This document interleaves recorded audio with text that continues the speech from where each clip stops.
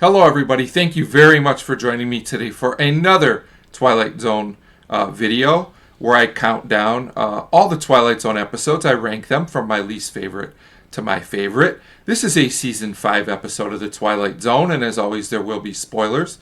Last Night of a Jockey is written by Rod Serling and directed by Joseph M. Newman. And Last Night of a Jockey has its interesting moments. It's not a terrible episode. Unfortunately, I don't think it's particularly great either. So the main plot is that a washed-up jockey tries to revive his career because he got in trouble basically for fixing races. So Mickey Rooney is the star of this episode, and I think his performance is solid in this. I know you could argue that his performance is over the top, but this is a one-man show, and I would argue that he has to act this way to keep the viewer's attention. So, I think the performance works, so I was satisfied with it. The episode also does have some clever use of imagery. There's some shots where Mickey Rooney appears like talking to himself, like another part of himself, another version of himself, like his conscience. And I thought some of this was clever and well done.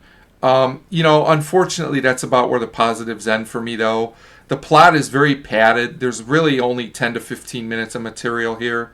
For a 25-minute episode, that's not great. It's a little bit repetitive. The themes, like all this guy does is keep kind of feeling sorry for himself and complaining about everything when it seems like he brought a lot of his troubles on himself. It's just a little too repetitive. Another big problem that I've been talking about, which there won't be too many more episodes like this, but why do I care about this character? Like, there's no reason for me to. Like, he's not that interesting. Like I said, you can have an unlikable character that's interesting, but there's not really too much to this guy other than he just complains about everything.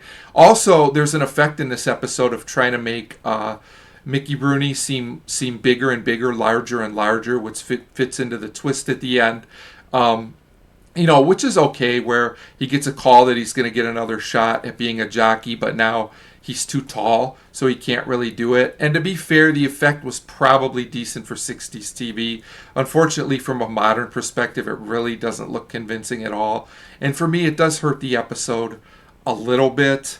But like I said, the episode's okay. I don't really have much more to say about this one. It's just a one-man show in one room, and it's a character study, and maybe if you could relate to this character more than I did, you'll enjoy it more than me. But unfortunately, Last Night of the Jockey is just a passable episode, but I would say it's slightly below average. It's just too padded and doesn't really go anywhere, in my opinion.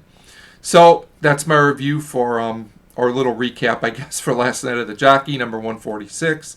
Feel free to leave a comment, as always, if you maybe like this episode a little more than me, or if you agree that I got this one just right.